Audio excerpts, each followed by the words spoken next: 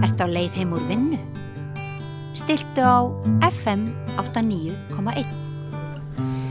Já, heyrðu, við fjallar svolítið bækur hérna sem að koma út fyrir jólin fyrst og fremst, gerðum svolítið sirpu af því og fjöllum þá fyrst og fremst hvað heitir það, non-fiction, bækur sem ekki skáldskapur og hugmyndi var svo eiginlega að við erum náttúrulega ekki í neinni menningarumfjöllun hérna við Rauðaborðið, þetta samfélagsumræða og við tökum bókum bara eins og hverju öðru innlagningu inn í samfélagsumræðina og tökum því þannig.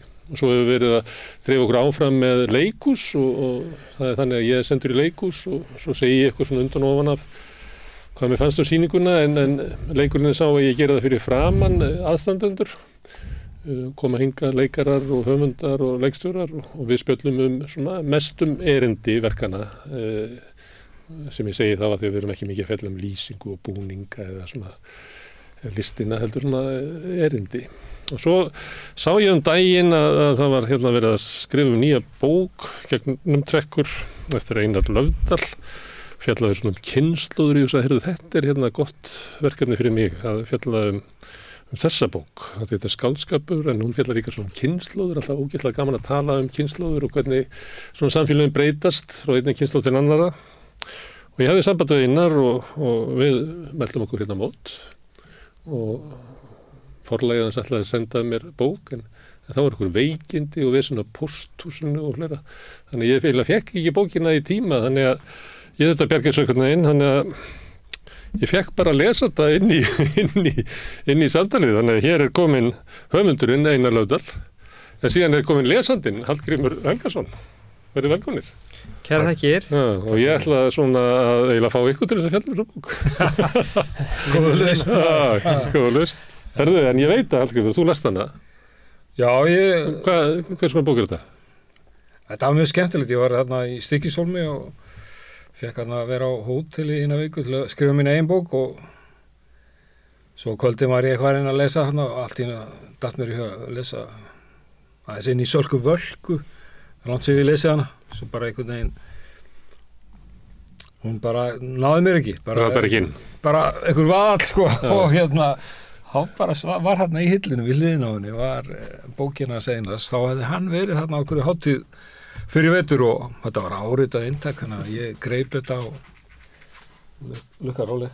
Það er fjórði aðili hérna við borðið eða undir borðinu, það er hundur. Hvað heitir hundurinn? Lukka. Þá hérna og það bara einhvern veginn greip þessi bók með alveg. Ég hafði heyrt Einar í fyrra, gafst ekki út fyrsta smásagnasafnið í fyrra. Jú, það eru liðin 3 ár síðan en svona líður tíminn hratt. 3 ár síðan. Þú eldist sko, þá líður tíminn ykkur hraðar. Ég sá ykkur umfjöllun hann í Kiljunni og hún var svolítið svona skemmtileg og fikk löngu til að lesa. Það var einhver saga sem gerist á fótboltaleik sem þótti svo fyndin. Káurvellinum var ekki? Jú, það var Valur Káir á Hlíðarenda. Á Hlíðarenda, ok. 7-1 leikurinn eða var ekki 7-1? Nei, ekki svo gott. En ég komst aldrei einhvern veginn til að lesa það bók. Nú voru liðið 3 ár. En ég var fegin að detta inn í þessa og hún náði mér alveg og mér fannst þetta ótrúlega þroskaverk að því ég gaf nú út mína skáldsögu fyrstu þegar ég var 30. Hvað erst þú gamall? 33. Já. Smá forskot.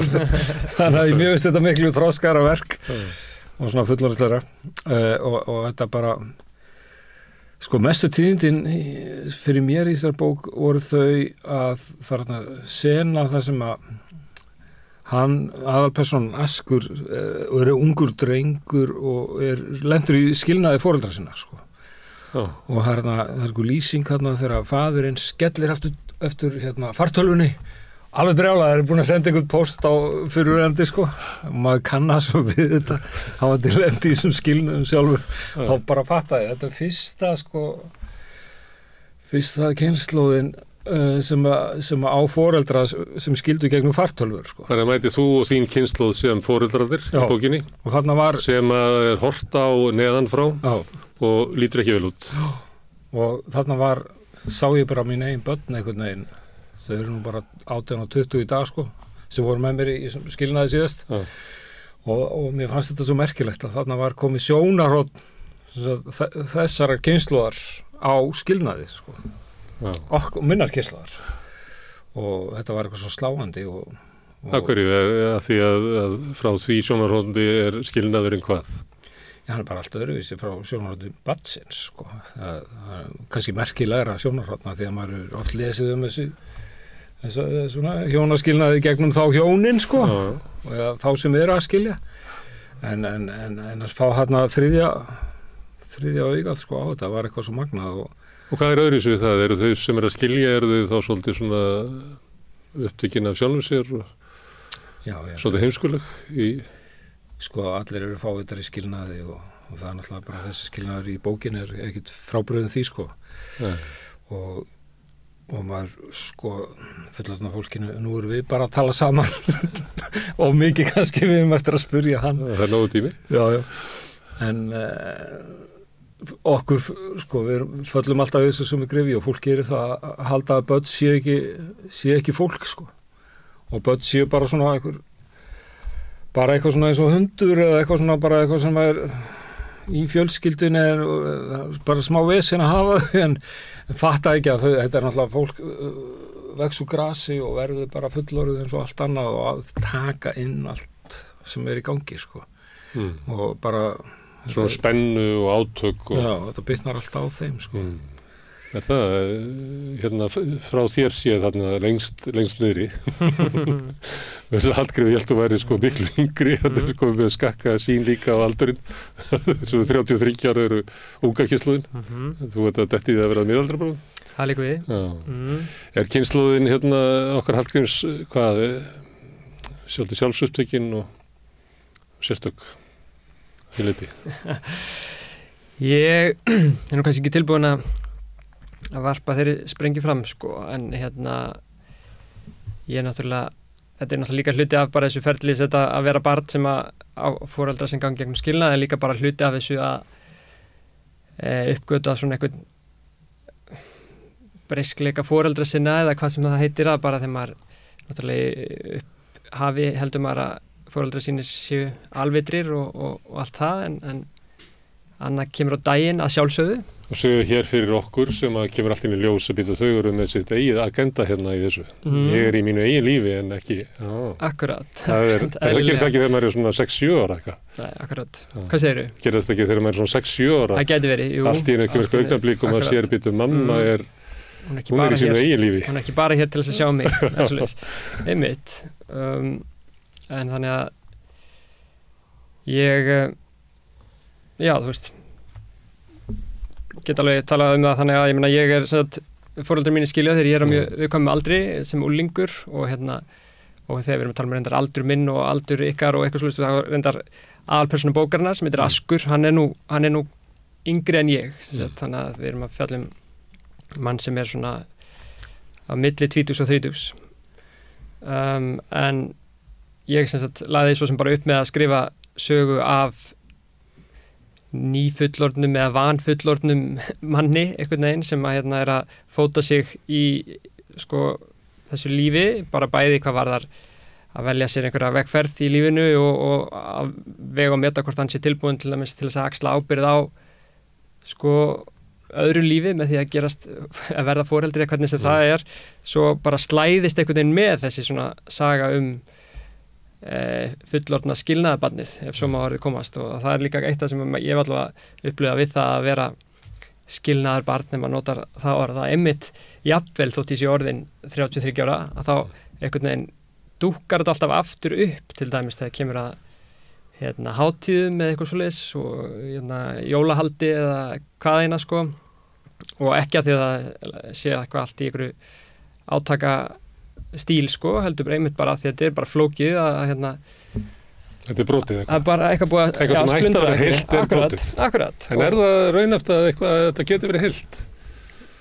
Það er stóra spurningin. Ég auðvitað maður sjálfur gengi í gegnum það kannski sem skilnaðarbarn allt í einu hugsan að bara að ekkert svona endist og bara hvort sem heiti hjónabönd eða sambönd eða hvað eina og sem ykkur bölsýn úlingur hugsaði maður kannski svoleiðis en það fallega er hins vegar líka að upplifa hvað fjölskyldur geta verið einhvern veginn samansettar á fjölbreyttan hátt og ef eitthvað þú veist, þá undanfarin ár kennt mér það með bara ekki bara í minni fjölskyldu heldur fjölskyldum í kringum mig þegar fólk og börn eiga kannski alltaf því kannski 3 pappa eða eitthvað sem bara eru allir pappar barnsins og svoleiðis á einn eða annan hátt sko.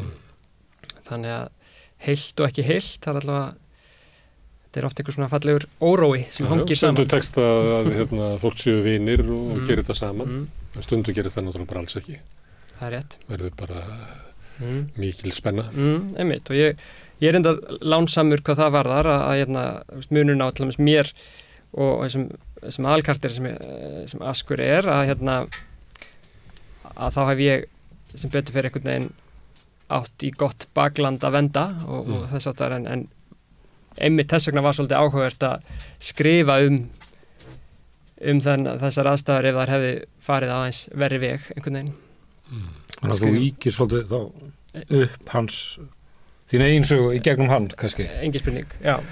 En mér veist, magna hvernig er text samt að gera það og var þetta eitthvað svona sem kom bara úr undir meðvitundin eða var þetta meðvitur ákvörðun að skrifa svona sögu eða kom þetta bara fram, spratt þetta fram? Já, ég myndi segja þetta hafi sprottið svolítið fram af því að fyrst og fremst var ég einhvern veginn á leiðinni að skrifa sögu af þessum svona áttavillta gaur einhvern veginn og það er kannski innblásið reyndar af mér sjálfum líka því ég meina, eitt af því sem einkennir Asker hann er mjög svona óákveðinn bara hljóms hann er svolítið að svona rávar svolítið milli háskólabrauta og svoleiðis og það er eitthvað sem ég svona prófaði örlítið að því ég var skráður í 2 námsbrautir áður en ég fann mína fjöl í íslenskunni, jafnflott ég hafi kannski vitað uppalega ég ætti að læra íslensku og þá var maður að elta einhverja strauma eða undir áhrifum frá einhverjum öðrum í kringum sig og upplifði þá svona þess að tómleika tilfinningu þegar maður allt í einu fattar að maður er bara á röngum stað einhvern veginn satt einhverja hagfræði tíma sem ég eða línulega algebru sem nemandi í hagfræði sem ég bara tengdi ekkert við. Sást ekki fegurinn í því? Sá ekki fegurinn í því og þar alveg það kemur einhverju tómleika tilfinning að finnast maður að vera á röngum stað og það var kannski svona frægið að sögunni sko að vilja skrifa einhvern svona náunga og ég var sjálfur þegar ég byrja á bókinni þá var ég eða þegar svona þessi persóna kemur til mín þá stóð ég sjálfur frammi fyrir því að kona mín var ólétt af eldri dóttur okkar og þú veist þá allt í einu fyrir maður að velta fyrir sig bara hvort maður sé tilbúin í þetta ábyrgða hlutverk.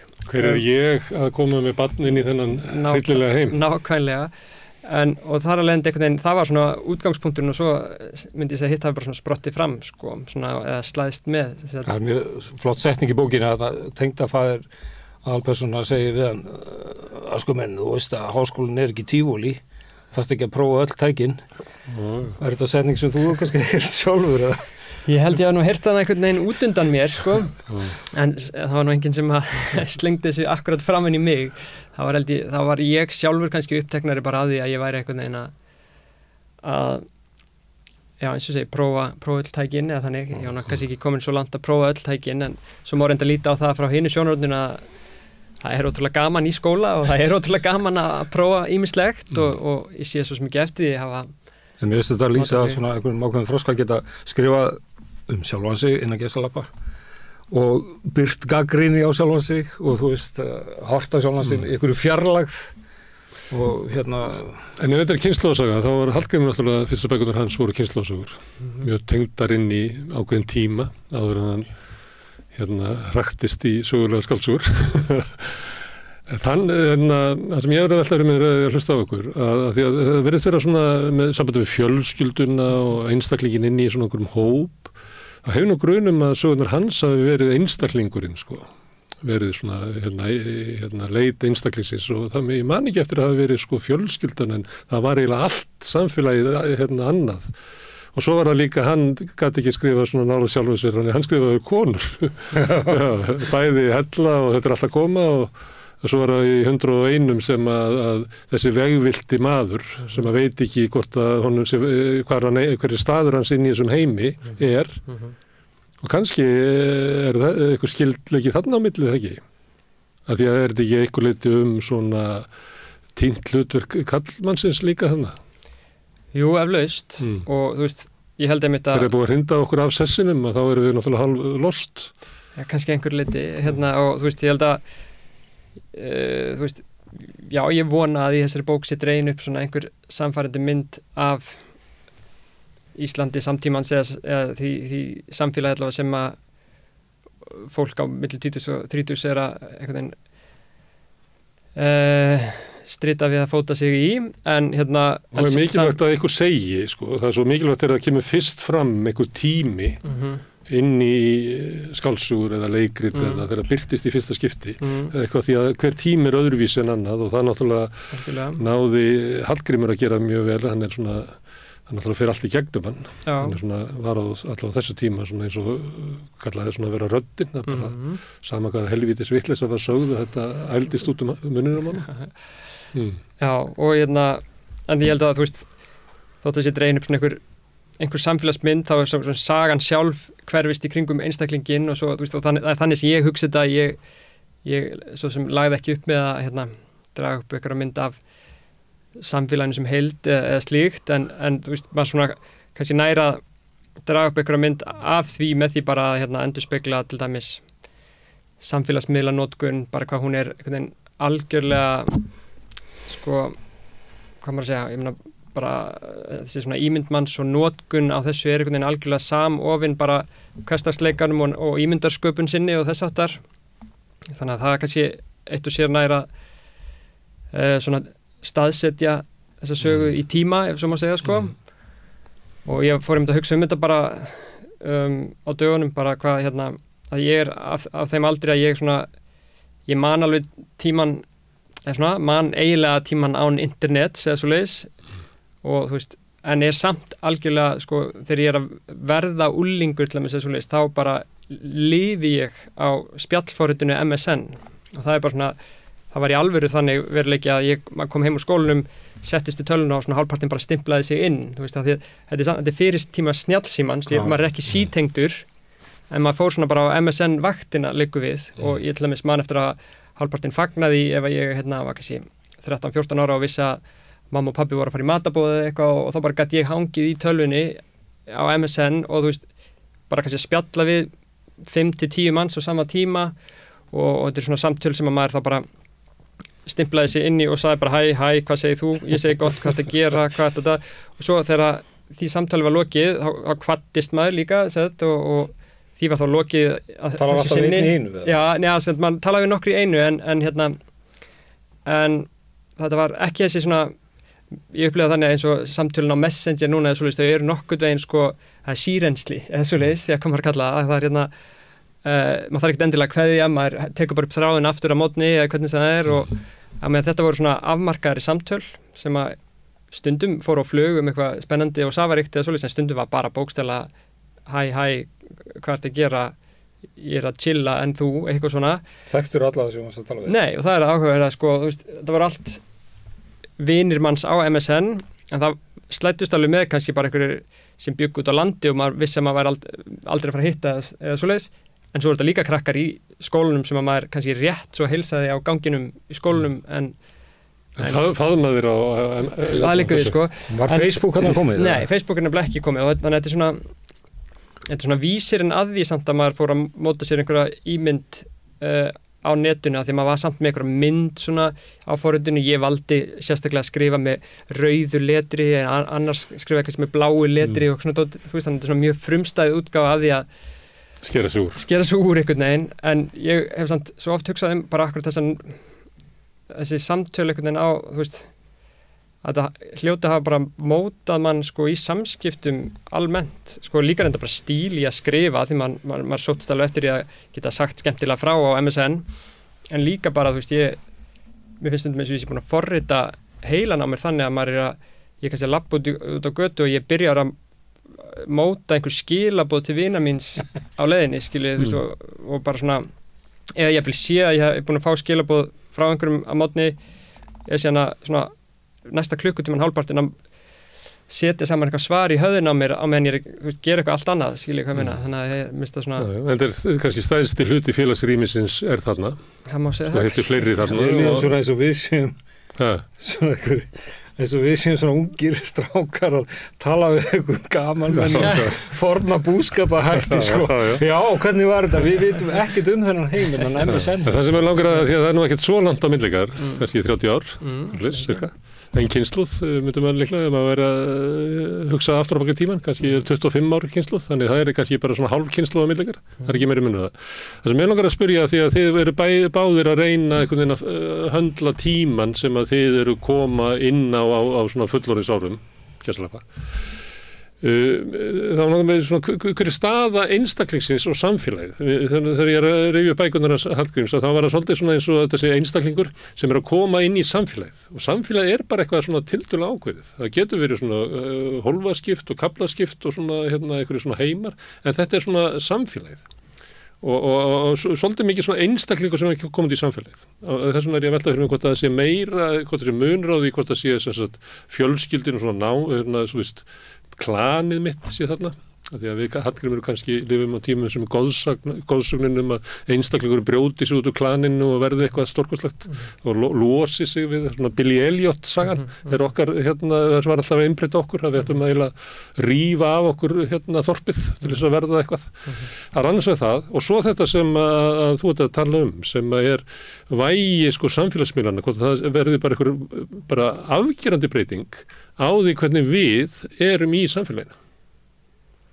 Ég myndi segja að þetta var kannski bara svolítið svipað ennþá því að þessi saga fjallar ungan dreng sem á mjög erfitt í samskiptum við móður sína sem fara eiginlega öll fram í gegnum samfélagsmiðla og megin plottið í bókinni það að hann á að sækja hann út á flugvöll í Keflavík og svo snýr hann við á miðri Reykjanesbrautinni og keyrir í aðra átt. Hann meikar ekki að fara að hitta móður sína.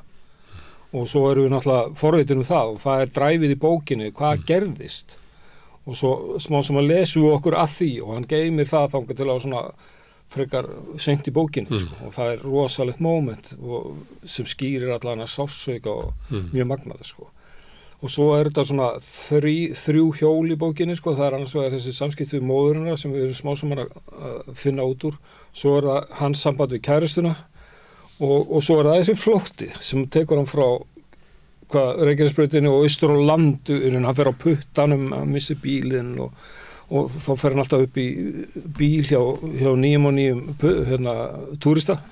Þetta Breiðfjörðsstæl. Já, og maður fær svona mynd af nútíma Íslandi í gegnum líka þessi túrista. Þannig að það er mörg element þarna, mér finnst þetta skemmtilega byggt upp og ótrúlega flott byggt upp og þannig að hann eins og þú segir að brjótast svolítið út úr sinni eigin fjölskyldu, að flýja því að hann getur ekki annað og veitir ekkert hvert hann ætlar, eitthvað óljóst bara að fara að taka Norrænu til Færeyja eða eitthvað eða bara til Danmerkur eða eitthvað, byrja nýtt líf eins og maður gera Já, eins og maður gerði á sínum tíma Ég held ég svona 40 svona dæmi það sem ég var alltaf að því að ég var að fatta ekki alveg hvað staða mín var í þessu samfélagi áttaði mig á því að það líklega aldrei hringt inn þannig að það var aldrei tíma að byrja þannig ég bara að finna mér ykkur aðra leið en áður að maður fattar það að þá ég með endalaust á svona sögum þar sem maður bara að því ef maður ekki hluti af þessu þá má ég gera hvað sem þannig það svona bæði eins og frelsi og svo náttúrulega eitthvað svona eyðilegging í því að þú ert ekki alveg með þetta svona ungsmannstími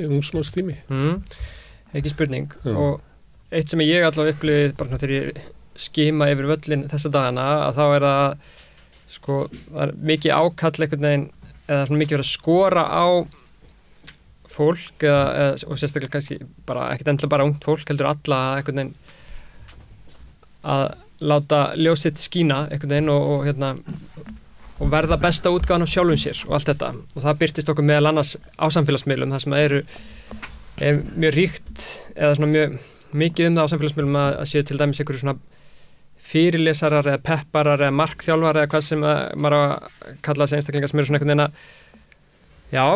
veginn íta við okkur að verða betri útgáfa af okkur sjálfum og það einhvern veginn ef við stundum ekki eins og bara þessir einstaklingar sem eru að svona næstu í vinna við þetta heldur það líka náttúrulega fólkið bara óbeint í því að við erum alltaf að spegla okkur í hápunktum hversdagsleikan sjá öðru fólki, við sjáum þegar einhver er að útskrifast, við sjáum þegar einhver er að gifta sig eignast barn eða hvaðina sem eru hlutinir á samfélagsmiðlunum sem fá mest viðbrögð Þannig að ég velti því bara upp hvort það sé jafnvel ennþá meira verið að sko, hvort það skapist ennþá meira pressa á að sko ekki bara brjótast út úr einhverjum hóp heldur hreinlega að skara fram úr eða ekki endilega skara fram úr heldur samt einhvern veginn að sko skapa sér nafn og einhvern veginn að Þú notar það vinur aðalpersónar í bókinni er svona peppari og svona Við veist alveg hryllilegt að heyra þetta.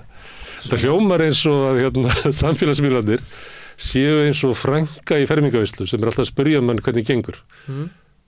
Það er hryllingur sko.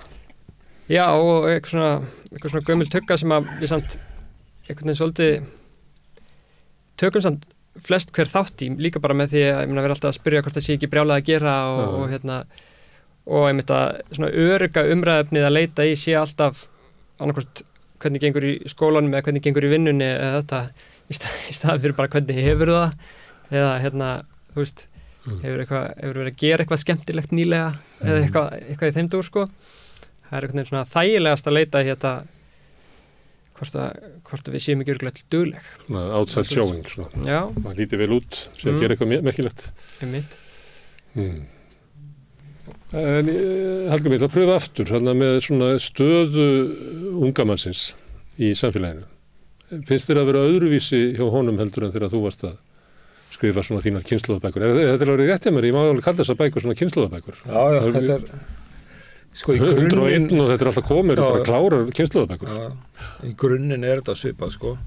En það sem hefur breyst er kannski þessi nýju tæki og honum tekst til dæmis að mjög vel að taka inn samfélagsmiðlana og gera þá að vettvangi skáldsögu þar sem að skjárin, þessi litli svona flötur verður að einhverjum dramatískum leikvangi og þú veist, litlu punktarnir sem sýna að viðkomandi hafi séð það sem skrifaðir verður mjög svona sláandi, áhrifamikið og bara öll þessi barátta sem fer fram á þessum litla fleti og þetta er magnað gert hjá honum sko, af því að það gerir ekkert mikið úr því, þetta verður bara svona mjög eðlilegur hluti af lífinu, jafn mikið eðlilegur hluti af lífinu og síðan hinn með við sjóðum, sko, eða eitthvað neginn svona bara... Sem er erfitt, maður segir þetta þessi bíómyndum, þetta er alveg fáránlega erfitt, því að það eru endanist að bíómyndir sem gerir þetta illa, sko, að vera með, sko, hinn raunveruleikann með, það er ótrúlega flókið.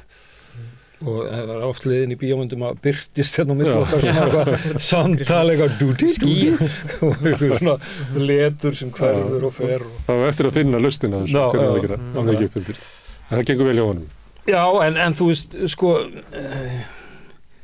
sko litteratúr er í grunninn alltaf eins þannig, sko þetta er alltaf saga einstaklings gegn samfélagi hann er með samfélaginu en er í því, hann er fórnarlanda þess en samt hlutaði og hann er fascineraður af því líka og hann er eitthvað að reyna að standa á einn fótum og verða eitthvað en veit ekki alveg, þetta er náttúrulega klassísk saga þannig sko og hver hefur ekki skrifað svona sög áður en eins og segir listaverk, skáldsögur þurfa alltaf að tengja sig við tíman og verða samfærandi vegna þessum textað og þessi bók er einhvern veginn þannig, hún beintengist inn í þetta moment sem við erum að lifa núna og það er svo magnað þegar það text sem mér finnst honum hafa tekist og þá verður það sterkara verkið sko.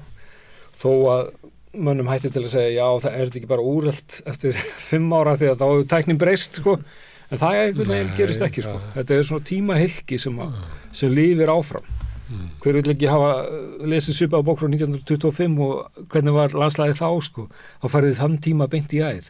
Þannig að listaverk verða sko, virka á bæði þessum hversdagslega, á þennan hversdagslega hátt og líka á einhvern klassískan svona ungi maðurinn versus lífið sko. En maður verður að finna fyrir lyktinni af samtímanum eitthvað laus. Við nótum þetta oft í blaðamennsku sko, farið bara inn á tímarit.is og fletti gömlu moggum. Þeir eru engu nærum hvaða samfélag var í gangi þarna.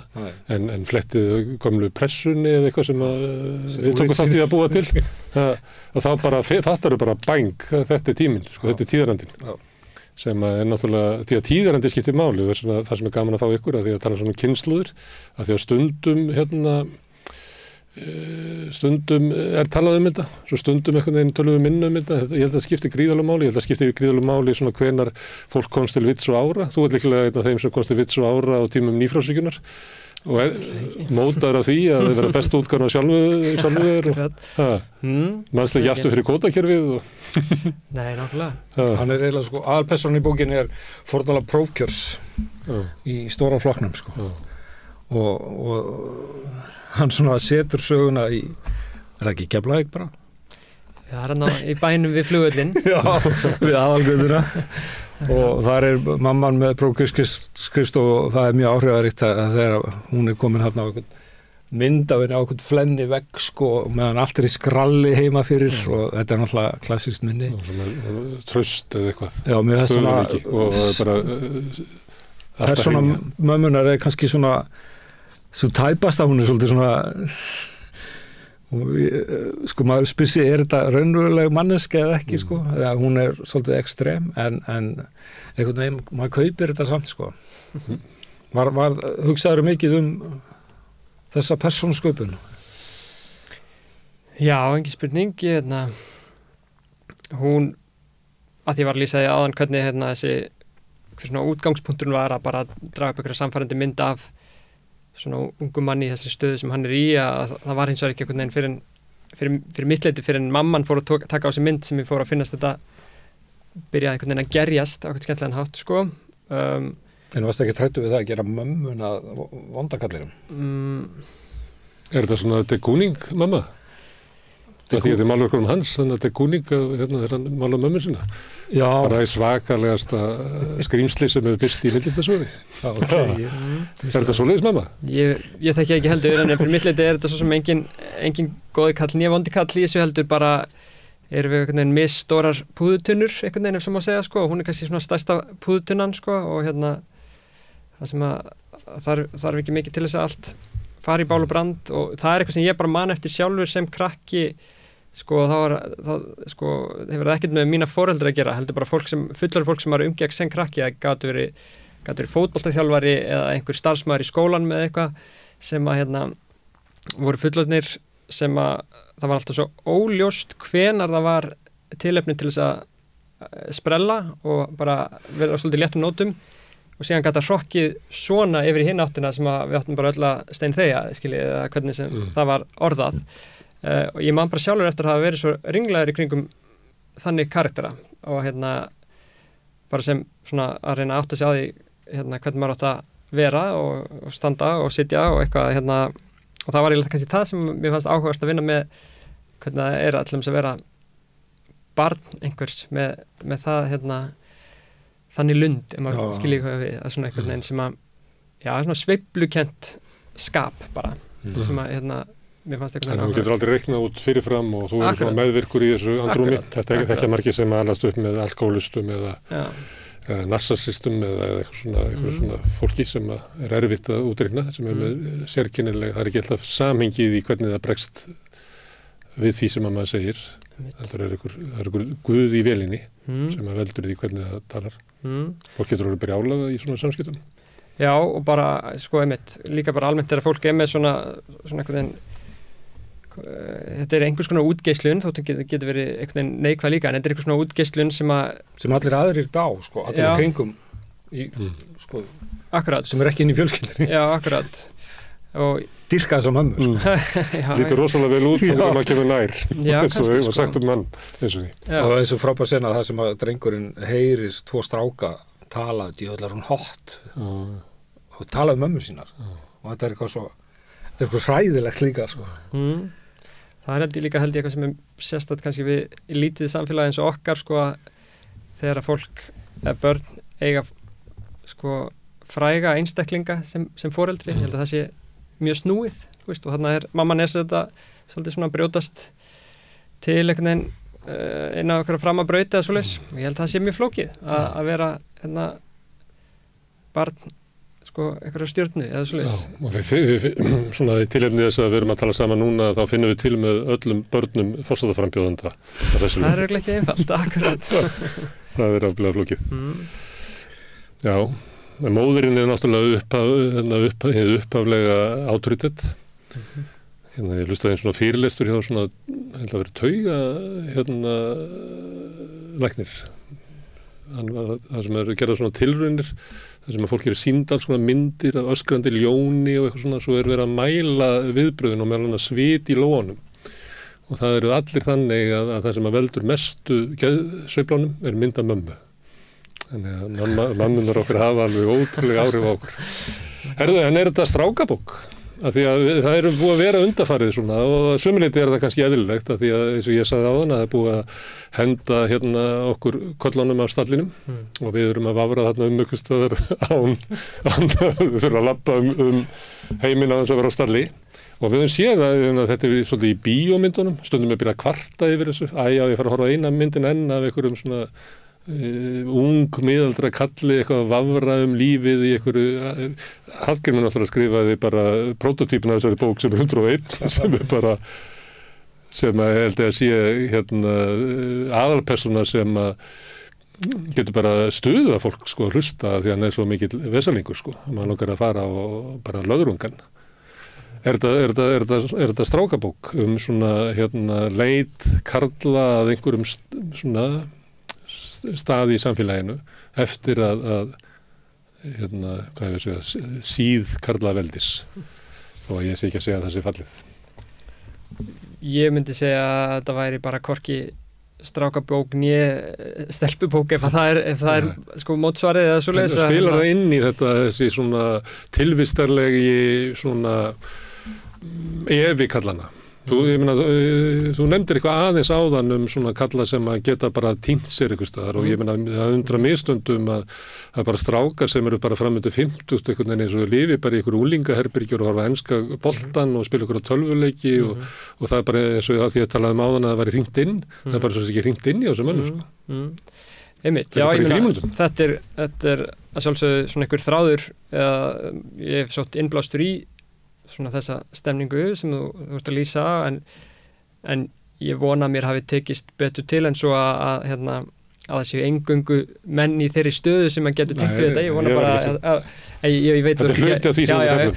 Akkurat, ég myndi bara engin spurning og en svo nefnilega þetta svolítið áhugavert að tala til dæmis eins og heila skáldsögu og auðvitað sko til þess að hægt sé að ræða þetta í hnitmiðu málu og svolítið þá viljum við hengja einhverja merkimiða á þetta einmitt vegabók eða eins og þú segir enn einn sagan ungan mann í krísu eða hvað eina sko þú veist, en svo upplifir mann alltaf sjálfur þegar maður er búin að grautast í þessu í 3 ár og þá finnst manni þetta að vera svona einhver ofureinföldun eða alltaf því smættun sko að því að þú veist, eins og segi, ég vona að þarna sé eitthvað sem að nær langt út fyrir þetta þema sem við erum að tala að eitthvað ungan kallmann í krísu að því að bara ég held að ég sé að fjallum líka bara mannlegar tilfinningar hvort sem það er svona kyni sem bókum svona hann svolítið veikur fyrir sko veikur, hann er umkringdur sterkum konum alveg frá móðurinni og svo er hann í sambandi við konu eða stelpur sem er svona sterkar á svellinu, fær atvinnutilboð, gengur vel í lífinu og gengur vel í skóla og er svona betri skaffari Já, og á svona fjölskyldu sem er svona stabíli og svona og hann er svolítið svona vængbrotin karakter finnst manni út í gegnum alla bókina og kannski stemmir það allt út frá þessu áfalli sem að kemur hérna sem hann lýsir sko þegar hann runni verður samsegur framhjáldi sko móður sinnar og það er náttúrulega rosalega erfitt fyrir unga sál að bera að komast að því að verða vitna því að ég kannski er að spoila bókinni en mér finnst þetta bara svo það má alveg spoila sko, það veit alltaf allir hvernig Hamlet endar en það getur alveg notið sko. Já, það er bara spennusögur sem má ekki spoila en þetta er samt spenna í þessari sögur sko, það er ekki það en þetta er alltaf mjög svona djúpt sko áfall og það situr í honum og maður skilur persóna út frá því og öll hennar viðbröði og svona veran í þessu sambandi skýrist út frá því líka það kemur svona áfall í því sambandi líka sem ég vil ekki tala mikið en allt þetta gengur mjög vel upp sko en þetta er bara svolítið svona veikur ungu maður umkringdur sterkum konum og leitar einhvern veginn til þessara sterku kvenna sko og er fastur einhvern veginn í því netti þannig að ég myndi ekki kalla þetta eitthvað strákabók sko, alls ekki þannig að því að sterka kynið í bókinni kvenkynið, sko. En það hluti af þessu sem breytingar sem við erum að ganga í gegnum, að stundum talað að konum skorti fyrirmyndir, að því það að koma út úr einhverjum öðru heimi og komið með ný hlutverk og þessi flókið, en það á ekkert síður við kallana. Ég held að þín kynslóð, þú getur ekki verið pabbi eins og Hallgrímur var. Já, nú veit ég ekki hvernig pabbi það er aðra kröfur. Strákarnir líka að vera að endursemja öll sín hlutur. Já, talandi samfélagsmiðla, ég get alveg nefnt sem dæmi að ég fæ oft upp út frá algoritmanum, þá fæ ég mjög mikið efni upp á Instagram og þess aftar sem er svona einhver húmor, einhver pappahúmor, og þá er ég ekki að tala pappahúmor í merkingunni einhverju 5 euro brandara, heldur húmor það að vera pappi og föðurhlutverkið og eitthvað og svona, þú veist, bara hvernig pöppum gengur að pakka bleium í tösku og bla bla bla, sko. Og eitt gríni sem er gegnum gangandi þar er að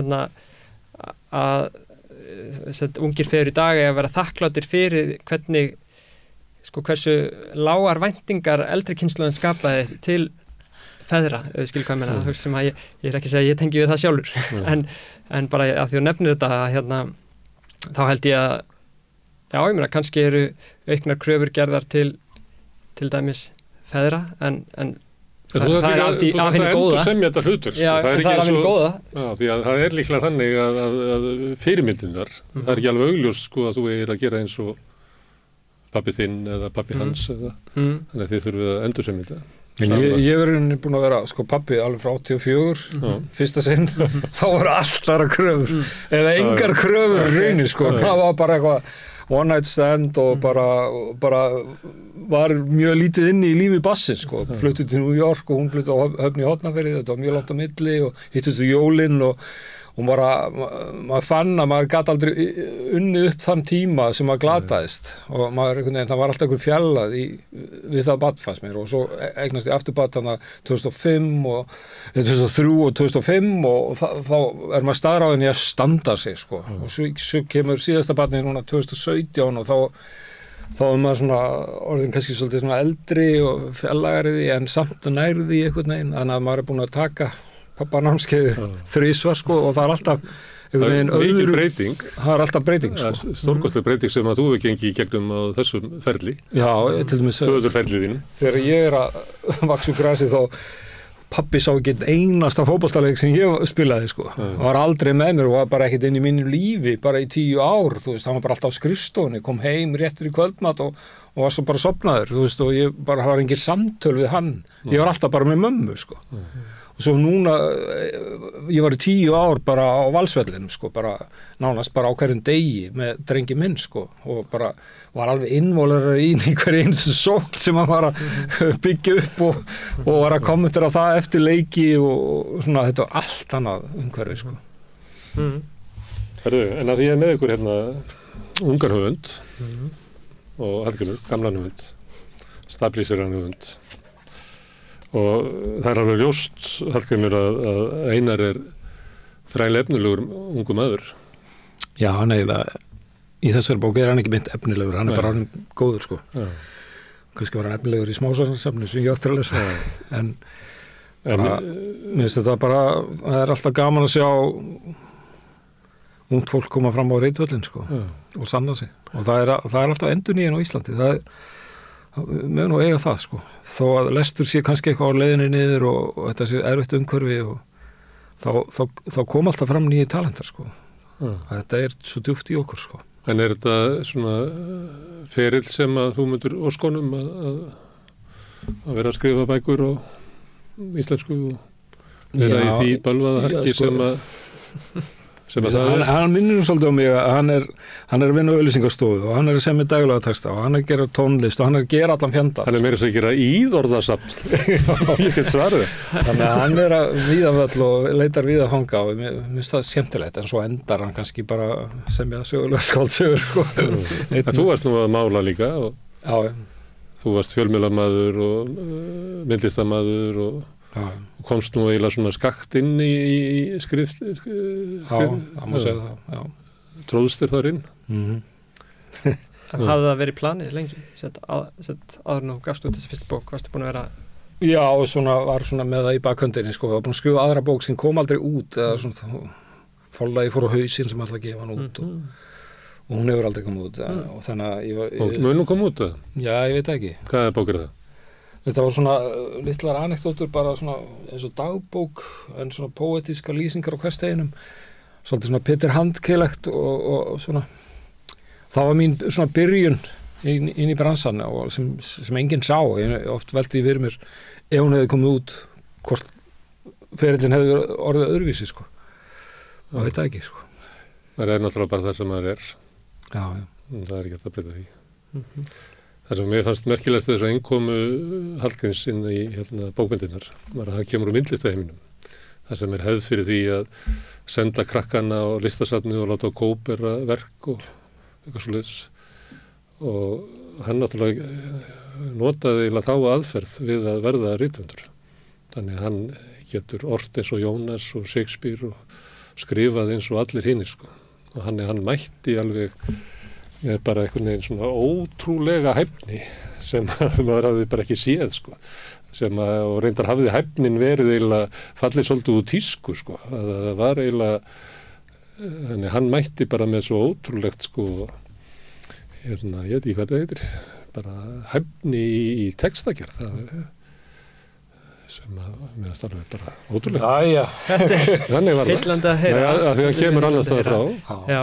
En minnst líka skemmtilegt bara með tillit til að því ég var bara nýlega lenti í ykkur umræðu sko kröfuna frumleika sem að var eitthvað svona, það var eitthvað bókmyndafræðingur sem sagði að krafan frumleika væri tiltölulega ný, einhvern veginn svona, nú ætla ekki eins og reyna að fullera hvernig það var, sko, í bókmyndum, en þú veist þannig að áður fyrir hafi einmitt þessi, hvað maður að segja, úrvinnsla á sagna arfinum og svoleiðis verið það sem að einhvern veginn var hið rétta, sko, og svo seinna bara kannski sérstaklega, og hún er alltaf mjög ríkjandi á 2000-öldinni og einmitt í svona svolítið umræðu eitthvað nýtt verk eða eitthvað, þú veist, þá var maður alltaf mjög fljótur að vísa í fyrri verk sem þetta einhvern veginn, og mér finnst það næstu stundum notað á neikvæðan hátt, að ef eitthvað minnir á eitthvað, þú veist, að þá verið að segja að það er í rauninni búið að gera þetta, skiljið hvað við, en einmitt að segja að hvað er frumleikinn, sko, þú veist, ég meina, þú veist, það er hægt að byggja eitthvað, eins og mér heyrist þú hafa þá gert, að byggja kannski grunnsöguna á einhverjum eldri fyrirmyndum og en svo er náttúrulega heilmikið rými til frumleika ef þetta á annan borð snýst það að tefla einhverju nýju fram, að þá er það. Það þarf eiginlega ekki að hafa mikla áhyggjur á því að hann kom ekki fram, sko. Nei, akkurat, ég meina, það er alltaf eitthvað nýtt, bara með einhver stingunni penna, þá er alltaf eitthvað nýtt að gerast, held ég. Já, sérstaklega, þú veist, svona beintengdu við nútímann alltaf. Þetta viðhorf þarna, neða, nú búin að gera þetta áður eða, neða, ég sá þetta þarna í Berlín 84, hafði alveg ótrúlega eyðileggjandi áhrif á sko, mína kynslóð. Eitthvað svona hugmyndum að við værum, sko, heimsagan, en því að listin er náttúrulega uppkvötun, listin er með sannleika sem er uppkvötun í augnablikinu, sem að þetta viðhorf lokar svolítið augunum fyrir, eins og það þurfa að koma eitthvað svona algjörlega nýtt. Við vorum líka svo dómhörð og það sem ekki dómmarka í kringum okkur, það var alltaf verið að níða okkur niður og þetta var eitthvað svona sjálfshatur sem við uxum upp í og að því að Ísland var bara álitin einhver útkjálki sem gæti aldrei orðið hluti af menningu Evrópu eða heimsins, sko, og við vorum alltaf svona einhvern veginn beygð inn í okkur að við gætum ekkert og þetta var einhvern veginn viðhorf sem að þurfti svolítið mikið að berja skegg, sko. Vörðum okkur og vopnum með eitraðir í kaldhæðni. Svo getur verið skemmtilegt, já. Herðu, strákar, takk fyrir að koma hingað og ræða þessa bók og ýmislegt annað kynslóðir og ritstörf og fleira. Takk. Einar og Hallgrímur. Takk hérlega. Já, þetta eru lokin á Rauða borðinu í kvöld. Ég þakka Hallgrími og Einari kærlega fyrir og öllum gestunum sem hafa hingast allra við. Þetta eru búin að vera fjölbreytilegu þáttur.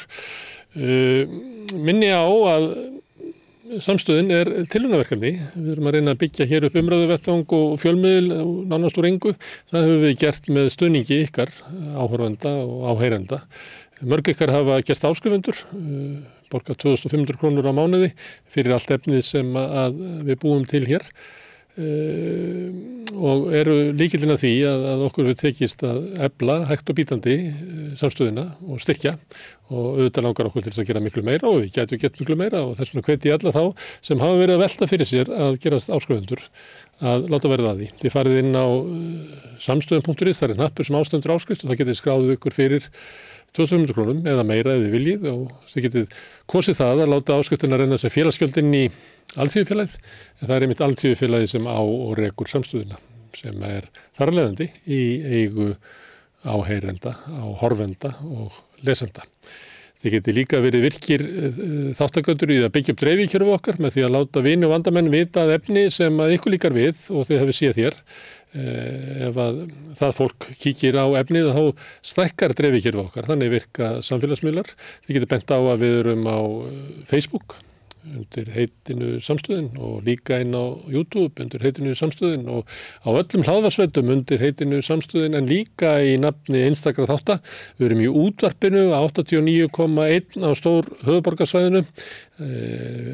Sendingarnar nást upp á Snæfellsnes og langt upp í Borgarfjörð með einhverjum sköllum upp á Litlu kaffistofu út á Reykjanestá. En það má líka sækja þessar útasendingar á spilaran, spilarinn.is á netinu og svo spilarinn líka app sem má hlaða niður í síman og hlusta á Samstöðina og allar íslenskar útastöðar, hvað sem í heiminum, það sem netsamband á annað borð og við erum komin í sjónvarpið til þeirra sem eru svo lukkuleg að skipta við síman. Þar eru númer 5 á fjarstýringunni. Kannski munu önnur fjarskiptafyrirtæki sjá ástæðu til þess að bjóða sínu viðskiptavinum upp á efni frá Samstöðinni 24 tíma sólarhring 7 daga í vikunnar allan ársins hring samfélagsumræði við þetta rauðaborð og í öðrum þáttum Samstöðinnar. Sjáum til með það. En þetta eru lokin hjá okkur í kvöld. Ég verð hérna næst á morgun klukkan 4 í eftirmiddaginn. Þá kemur hingað góður hópur af fólki sem ætlar að hjálpa mér að fara yfir frétti vikunnar og kannski svona stöðuna í samfélaginu. En þangað til ætla ég að segja góða nótt. 60% Eflingarfólks á erfitt með að ná endum saman. Hvernig hægt að réttlæta það? Efling stéttarfélag. Barátta fyrir betra lífi.